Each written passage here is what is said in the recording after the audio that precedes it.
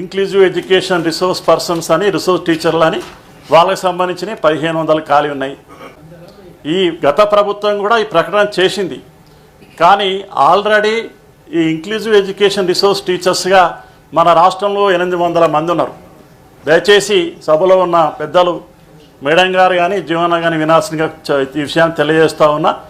ఈ ఐఆర్పీలకు సంబంధించి 15 సంవత్సరాల నుంచి 800 మంది ఉపాధ్యాయులుగా పనిచేస్తున్నారు. ఏది physically handicapped, disabled, mentally retard చిల్డ్రన్కు వీళ్ళు బోధన చేస్తూ ఉంటారు. వీళ్ళ పోస్టు కూడా ప్రభుత్వం నేరుగా నియామకం చేయడానికి ఆలోచిస్తున్నట్టుగా నా దృష్టికి వచ్చింది.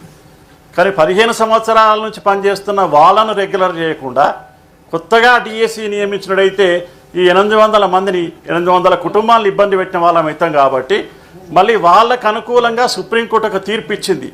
ఇప్పుడు బోధన చేస్తున్న వాళ్ళని రెగ్యులర్ చేయమని చెప్పి గత ప్రభుత్వం దృష్టికి నేను తీసుకొని వెళ్ళినప్పుడు ఆ నియామకాలు వీళ్ళకి రెగ్యులర్ చేస్తామని చెప్పి ఆపారు.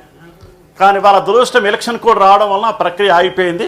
తప్పకుండా ఈ ప్రభుత్వం ఇప్పుడు పనిచేస్తున్నటువంటి 750 మందిని రెగ్యులర్గా నియామకం చేసి మిగతా 16,500 పోస్టులకు డిఎస్సి నిర్వహిస్తే బాగుంటుందని చెప్పి మీ ద్వారా ఈ ప్రభుత్వానికి సూచన చేస్తూ ఇట్లా అనేక రకాల సమస్యల మీద ఉద్యోగులకు ఉపాధ్యాయులకు సంబంధించి గత ప్రభుత్వం ఫ్రెండ్లీ గవర్నమెంట్గా ఏ సమస్యను దృష్టికి తీసుకుపోయినా ఉద్యోగ ఉపాధ్యాయులకు సంబంధించి బాగా స్పందించినటువంటి ప్రభుత్వం. దానికంటే మిన్నగా మీరు పనిచేసి ఈ ప్రభుత్వం పనిచేసి అందరి మన్నలను పొందాల్సిందిగా ఈ సభ ద్వారా కోరుతూ అన్ని రకాలుగా మా ఉద్యోగ ఉపాధ్యాయులు ఏ ప్రభుత్వం వచ్చినా మేము సన్నిహితంగా ఉంటాం, సాన్నిహిత్యంగా ఉంటాం. పనిచేసిన బాధ్యత మా ఉద్యోగులు ఉపాధ్యాయులు.